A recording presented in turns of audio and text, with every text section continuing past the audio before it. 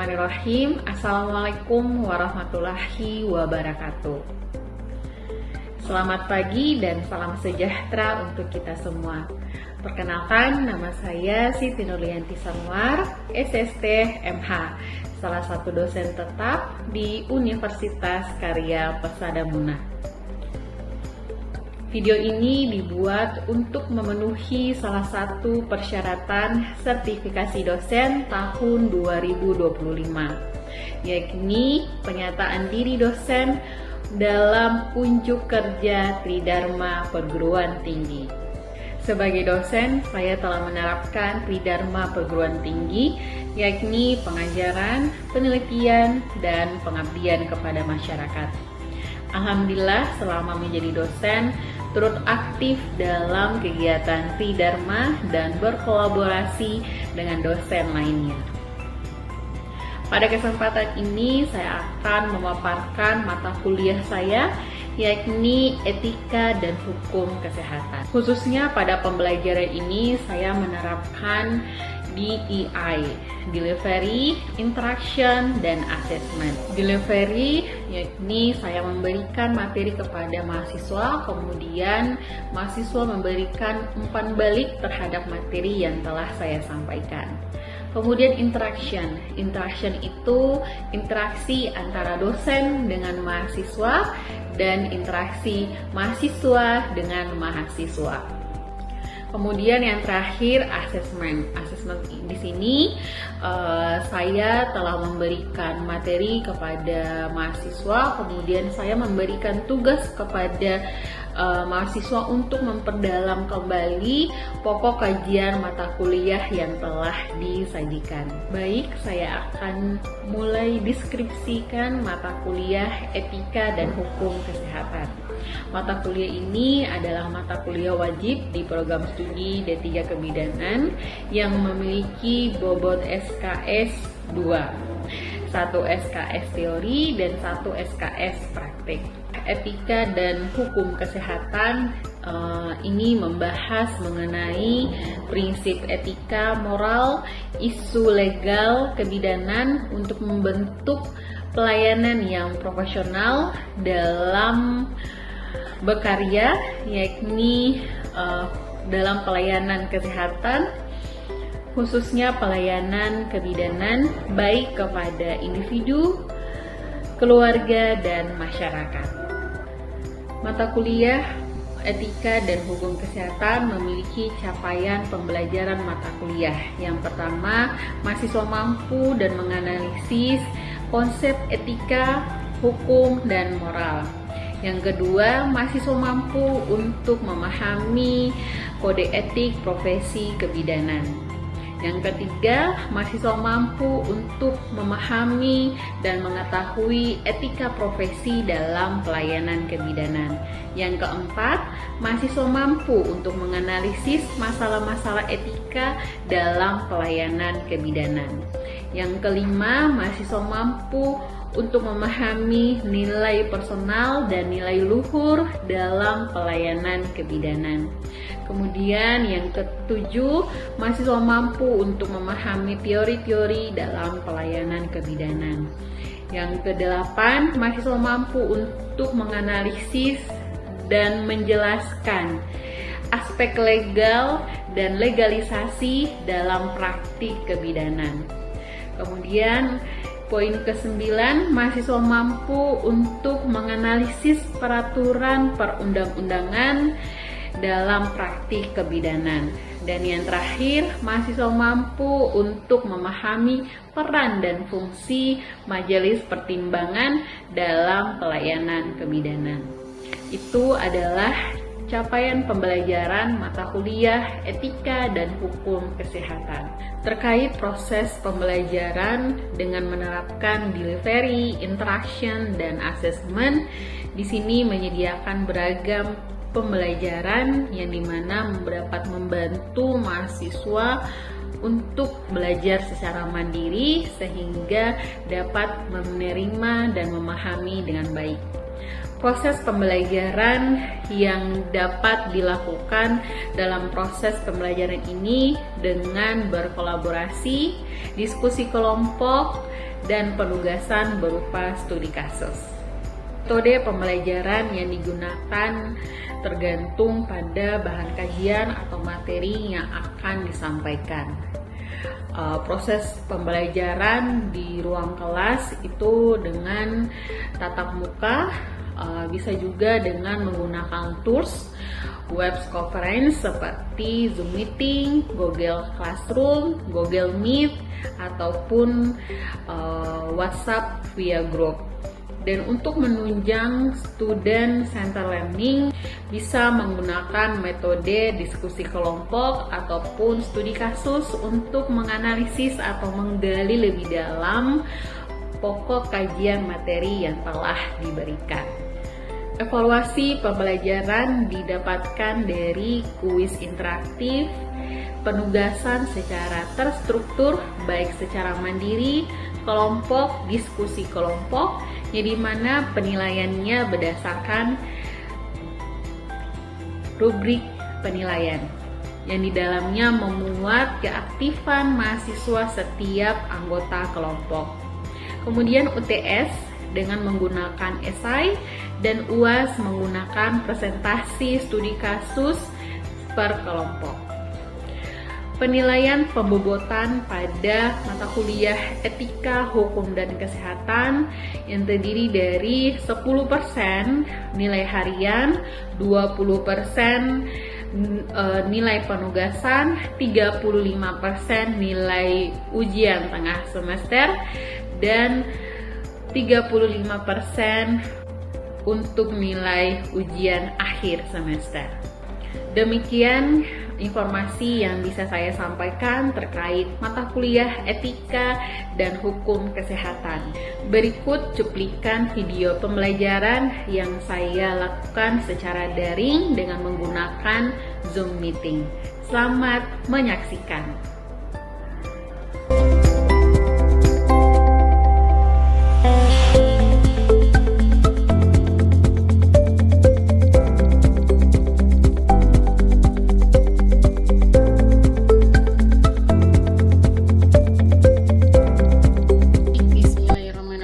Assalamualaikum warahmatullahi wabarakatuh. Waalaikumsalam warahmatullahi wabarakatuh. Ya, alhamdulillahillazi assalatu wassalamu anbiya mursalin sayyidina Muhammad wa alihi wa sahbihi amma ba'd. Puji syukur kita panjatkan atas kehadirat Allah Subhanahu wa taala, berkat rahmatnya sehingga pada siang hari ini kita masih diberi kekuatan, kesehatan oleh Allah untuk mengikuti perkuliahan mata kuliah Etika dan Hukum Kesehatan. Nah, bagaimana kabarnya adik-adik semua? Baik? Alhamdulillah baik. Baik. Alhamdulillah. Baik, Bu.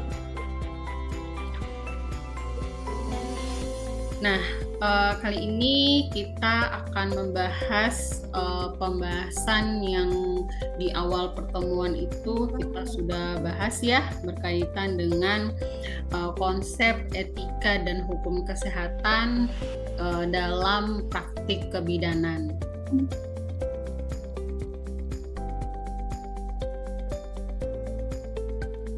Nah, seperti kontrak perkuliahan sebelumnya, yang dimana di sini Ibu harapkan di kontrak perkuliahan ini adik-adik semua bisa memahami dan menjalankan dengan baik, yang mana untuk kontrak perkuliahan di mata kuliah Etika dan Hukum Kesehatan Kebidanan ini diharapkan adik-adik semua itu hadir dalam Zoom tepat waktu, dispensasi 10 menit ya.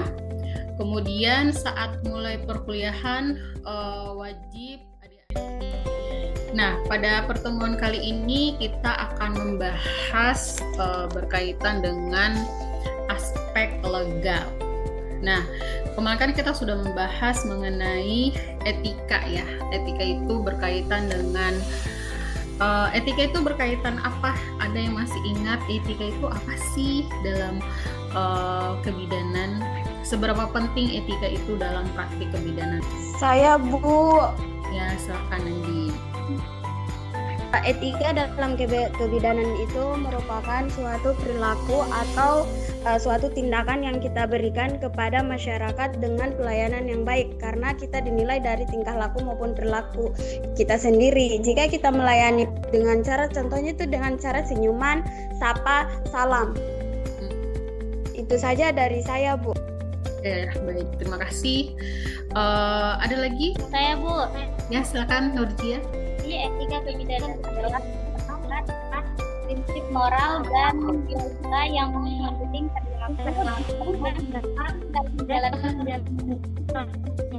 Oke, itu ya berkaitan dengan tentang bagaimana moral kita, nilai-nilai kita, perilaku kita terhadap orang lain, apalagi kita sebagai seorang bidan yang berhubungan langsung dengan pasien. Nah, bahan pokok kajian dalam aspek legal kebidanan di sini yang pertama itu adalah pengertian aspek legal kebidanan itu sendiri, kemudian bagaimana regulasi kebidanan di Indonesia, hak dan kewajiban bidan, informed consent, mana praktek, perlindungan hukum dalam kebidanan, dokumentasi dan rekam medik. Nah, yang pertama itu kita bahas aspek legal kebidanan. Nah, di sini aspek legal kebidanan itu adalah keseluruhan aturan hukum yang mengatur praktek kebidanan, termasuk hak dan kewajiban serta tanggung jawab dalam pelayanan. Yang dimana dalam aspek legal kebidanan ini bukan hanya melindungi si bidannya saja, tetapi melindungi hak pasien, kemudian memastikan pelayanan itu diberikan secara profesional, sesuai dengan SOP atau standar operasional prosedur, kemudian sesuai dengan pedoman. Karena ketika menjalankan tugas dan kewajiban kita tidak sesuai dengan peraturan, maka kita akan dikenakan sanksi. Jadi aspek legal ini berkaitan dengan aturan-aturan yang mengikat dalam pelayanan kebidanan. Apa-apa saja yang boleh kita lakukan, hal-hal apa saja dalam praktik kebidanan, dan ada juga hal-hal atau pelayanan yang tidak boleh sama sekali kita lakukan. Ya, contohnya mungkin aborsi yang memang disengaja, nah itu tidak boleh karena itu melanggar aturan praktik kebidanan ya. Nah, ini adalah regulasi atau aturan kebidanan di Indonesia. Yang pertama itu adalah Undang-Undang Nomor 4 Tahun 2019 tentang Kebidanan, yang di sini mengatur praktik kebidanan berkaitan dengan hak dan kewajiban bidan, kemudian pendidikan bidan dan peran bidan dalam pelayanan kesehatan. Di dalam aturan Undang-Undang Kebidanan ini juga mengatur sanksi, yang mana ketika bidan melakukan pelanggaran, di situ ada sanksinya, diatur dalam Undang-Undang Nomor 4 Tahun 2019. Kemudian Undang-Undang Nomor 36 Tahun 2014 ya. Ini tentang tenaga kesehatan, menyebutkan bidan sebagai salah satu tenaga kesehatan yang memiliki tanggung jawab dalam memberikan pelayanan kepada ibu. Sebenarnya bidan itu tugasnya bukan hanya sebatas kepada ibu saja, tetapi dari dia di dalam janin sampai dia menopause itu juga bagian dari tugasnya bidan. Kayak misal pada saat dia masih janin, dia dilakukan pemeriksaan secara rutin, kemudian lahir, kemudian dia jadi bayi, kemudian balita, batita, prasekolah, kemudian remaja. Nah, itu kan ada dalam ukuran pelayanan kebidanan.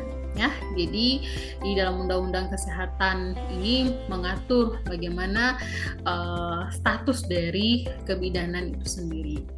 Nah, selanjutnya peraturan Menteri Kesehatan, peraturan yang lebih spesifik terkait standar pelayanan kebidanan, kompetensi bidan, dan prosedur administrasi kesehatan yang harus dipatuhi oleh setiap bidan yang memiliki surat tanda registrasi atau STR. Di mana memang STR itu wajib ya untuk semua bidan yang sudah lulus uji kompetensi atau sudah lulus sekolah. Nah, ini adalah hak dan kewajiban bidan. Apa saja sih hak dan kewajiban bidan? Yang pertama, hak bidan itu adalah mendapatkan perlindungan hukum saat melaksanakan tugas sesuai dengan standar profesinya. Kemudian yang kedua, mengembangkan kemampuan dan kompetensi melalui pendidikan dan pelatihan. Kemudian yang terakhir, mendapatkan fasilitas dan dukungan yang memadai dalam menjalankan praktik kebidanan. Ada yang bisa kasih contoh dari mengembangkan kemampuan dan kompetensi melalui pendidikan dan pelatihan? Kemampuan? Ya, silakan. Di sini itu mengembangkan kemampuan dan kompetensi melalui pendidikan dan pelatihan, di mana seorang bidan itu bukan hanya berkelanjutan dalam dunia pendidikan, tetapi dia juga ada yang namanya pelatihan, di mana seorang bidan itu bisa melakukan seminar yang dapat menghasilkan kemampuan, yang dapat mengasah kemampuannya dan memiliki sertifikat, sehingga bisa membuat atau membuat saya bidan ikut pelatihan seperti pelatihan pijat bayi atau baby massage. Kan kalau ada sertifikatnya itu bidannya berarti mampu untuk melakukan hal tersebut. Jadi bidannya bisa melakukannya kepada masyarakat atau pelatihan. Contohnya itu kan seperti komplementer. Terus itu bidan juga bukan hanya melalui di pendidikan saja, tapi bidan juga bisa meneliti. Ada yang namanya bidan peneliti, itu contohnya seperti dosen-dosen. Kan dosen yang meneliti. Saya kira itu saja, Bu. Jadi itu tadi ya, untuk selain mengikuti pelatihan, ada juga mendapatkan fasilitas dan dukungan yang memadai dalam menjalankan praktek. Dia prakteknya di puskesmas atau di rumah sakit, maka ada sarana dan prasarana yang mendukung bidannya supaya dalam pelaksanaan praktik kebidanan itu pemeriksaan si ibu itu juga bisa terpenuhi. Kemudian kewajiban bidan. Kewajiban bidan itu yang pertama, memberikan pelayanan kesehatan sesuai dengan standar profesi, karena memang kita memiliki standar profesi yang dimana kita memiliki syarat-syarat khusus atau standar-standar yang memang sudah pakemnya tidak bisa dirubah-rubah. Boleh diubah kecuali ada penemuan terbaru atau evidence base berkaitan dengan standar operasional tersebut. Kayak misal, dulu ketika tali pusat bayi supaya bisa puput atau terlepas itu, dia harus dirawat pakai alkohol, pakai betadin. Tapi kalau sekarang sudah enggak, meski sekarang itu dikasih kering saja itu tali pusatnya, nanti dia putus sendiri. Jadi memang setiap tahun atau setiap saat, setiap waktu, perkembangan dari ilmu kebidanan itu selalu bertambah, ya. Kemudian poin kedua, menghormati hak-hak pasien termasuk kerahasiaan dan otonomi pasien. Jadi kita tidak boleh memaksakan kehendak kita kepada pasien. Kayak misal, nih ibu melahirkan di sini ibu dengan saya gitu. Memaksakan kehendak atau mengombar apa yang kita periksa kepada si pasien, kayak misal ibu ini tuh udah begini gitu, padahal kan itu adalah rahasia pasien. Nah, kemudian yang ketiga, melakukan tindakan kebidanan dengan penuh tanggung jawab sesuai dengan prosedur hukum dan etika profesi. Ini info konsen ini berkaitan dengan persetujuan yang diberikan kepada pasien terhadap tugas kesehatan atau kebidanan. Jadi sebelum melakukan tindakan, kita harus ada inform konsen dulu. Misal Ibu, permisi Ibu, saya suntik dulu ya, oksitosin di paha Ibu ya.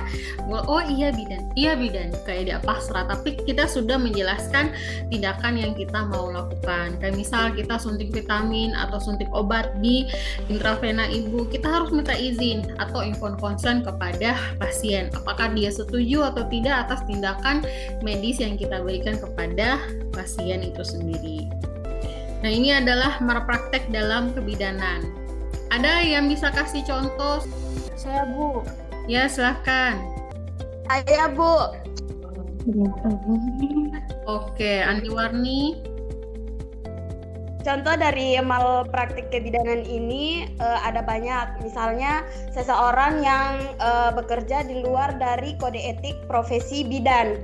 Contohnya itu seperti misalnya ada orang yang melahirkan tapi dia epis itu di luar dari derajat, kan kalau bidan itu sampai derajat 1 sampai 2, tapi dia derajat 3, 4 itu kan sudah wewenang dokter. Tapi ini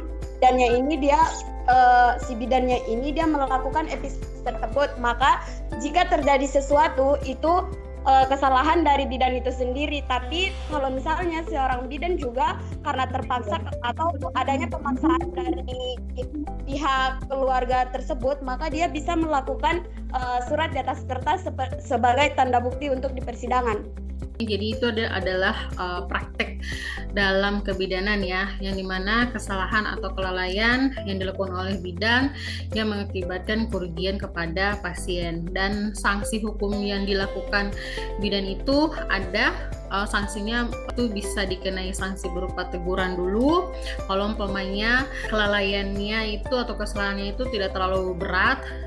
Tapi kalau umpamanya kliennya itu cukup berat, itu bisa pencabutan izin praktek hingga tuntutan pidana.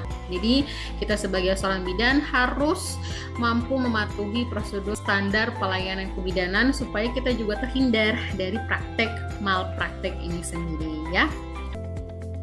Nah, ini adalah perlindungan hukum bagi bidan. Bidan hak mendapatkan perlindungan hukum dari negara ketika menjalankan tugasnya, yang dimana sudah diatur dalam Undang-Undang Nomor 4 tahun 2019 ya tentang kebidanan. Di situ kita dilindungi, kita juga memiliki organisasi profesi yang sangat kuat, yang sangat kokoh, sehingga ketika kita mengalami masalah-masalah atau kendala dalam hukum, kita dilindungi oleh profesi kita, kemudian oleh aturan kita.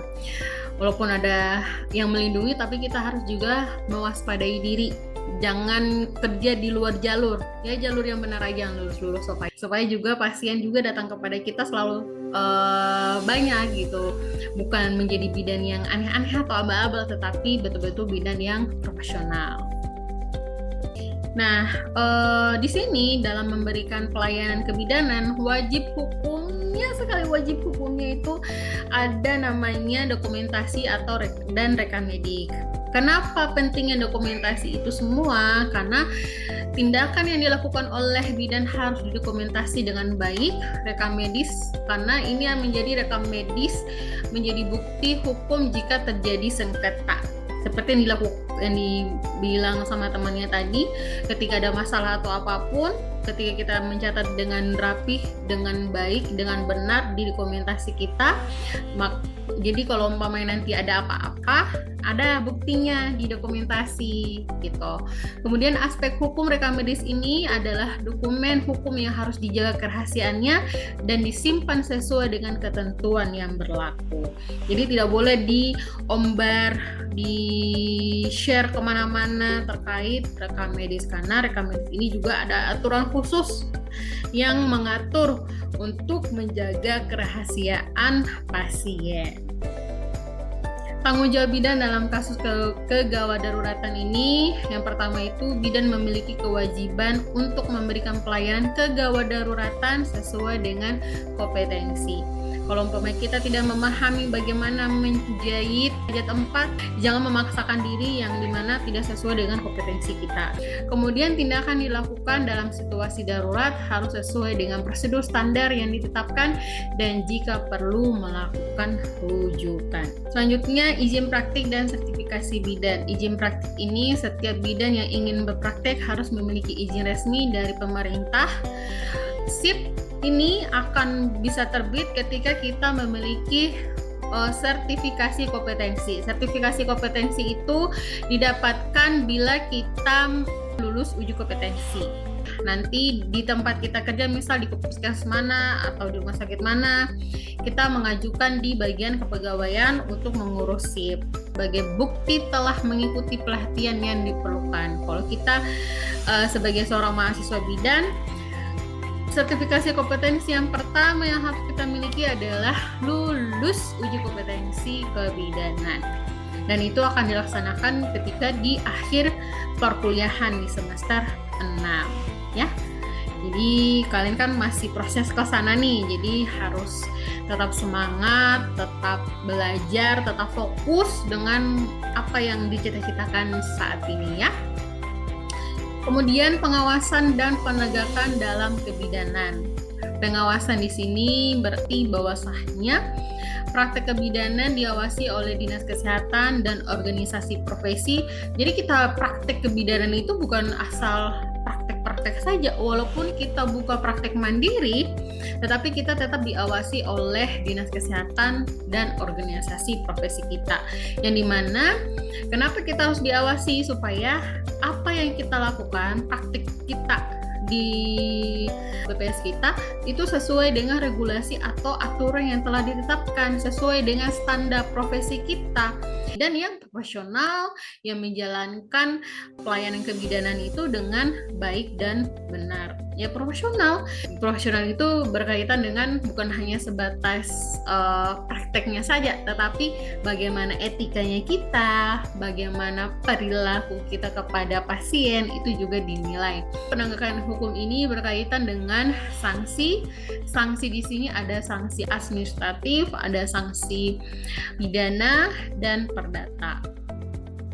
Ketika dia tidak memiliki SIP atau surat izin praktek, maka dia melanggar aturan administratif atau hukum administratif. Tapi kalau umpamanya dia melakukan kelalaian atau kecacatan atau kematian kepada pasien, maka itu bisa masuk di pidana. Oke.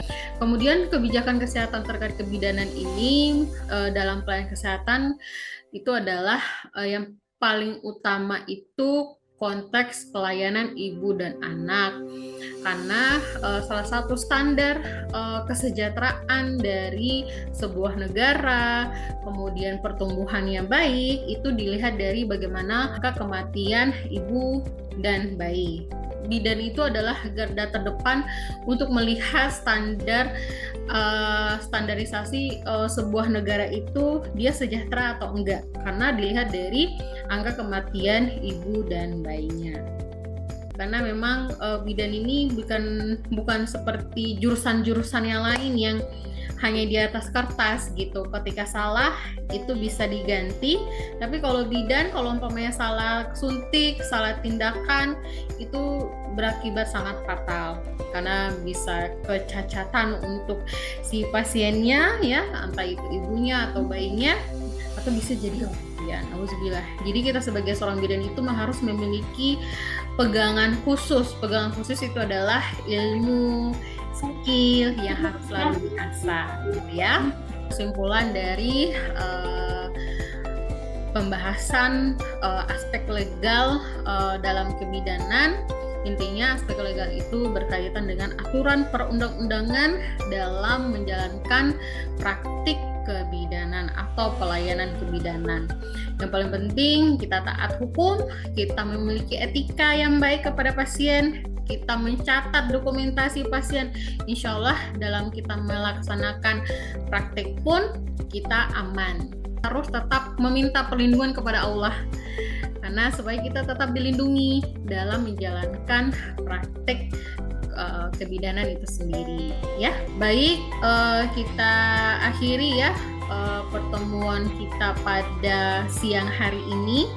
Ya, mohon maaf bila ada salah-salah kata. Segala kekurangan itu milik Ibu. Ini hanya bagian umum, bagian bagian pucuk-pucuknya gitu. Tetapi bagian dalam-dalamnya, lebih lanjutnya, lebih luasnya lagi, adik-adik bisa baca di buku ya, buku cetak, buku non cetak. Itu banyak sekarang buku-buku tersebar di media sosial atau bisa baca di perpustakaan berkaitan dengan etika dan hukum kesehatan dalam praktik kebidanan ya. Baik, kita akhiri ya pertemuan kita pada sore hari ini dengan ucapan wabillahi taufik walhidayah. Wassalamualaikum warahmatullahi wabarakatuh. Waalaikumsalam warahmatullahi wabarakatuh.